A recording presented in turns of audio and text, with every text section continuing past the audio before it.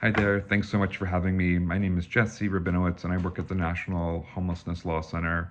I'm so sorry I couldn't be with y'all in real time, but I'm headed down to Texas later this week to fight some of the billionaires pushing to throw our homeless neighbors in jail, and I want to maximize my weekend time with my family before I head out of town.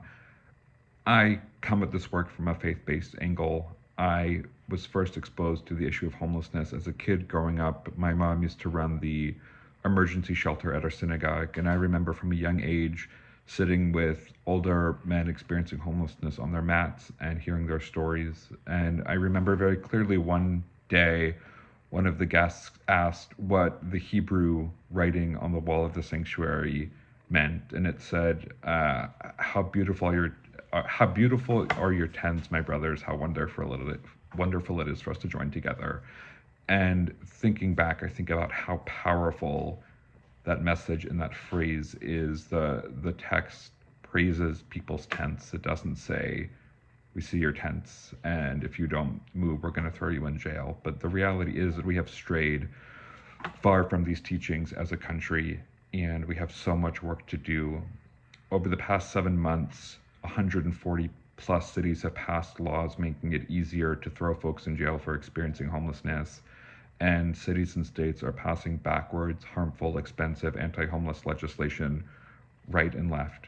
We are just a few weeks into a presidential administration that has been vocally anti homeless, anti poor, anti trans, anti queer, anti black, anti migrant, anti brown, anti everything that we stand for. And I want to talk about what the Trump administration has proposed for people experiencing homelessness. And I think about it in three pillars.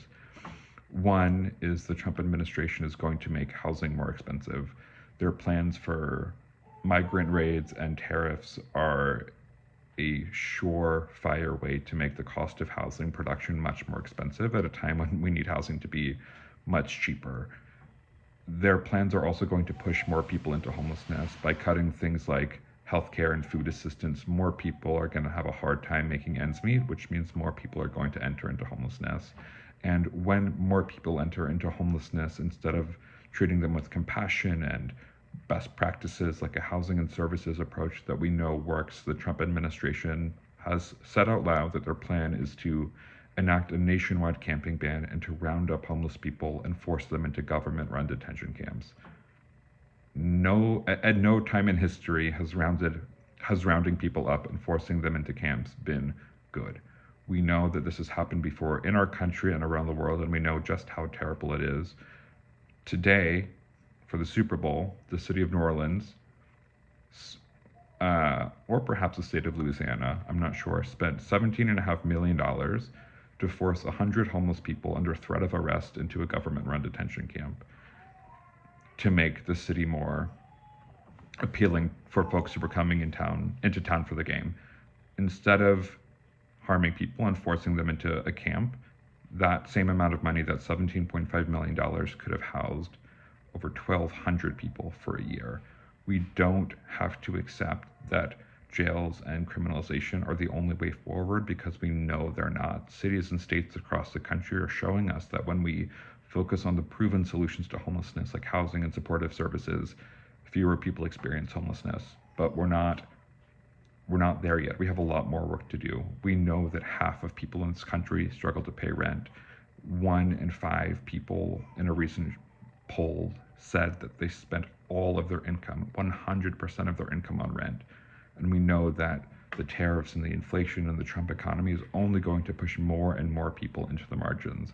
We know a just society would help people when they need a helping hand instead of kicking them when they're down, but that's just what our elected officials want to do, which is why we need you all to join with us to say the solution to homelessness is housing, not handcuffs.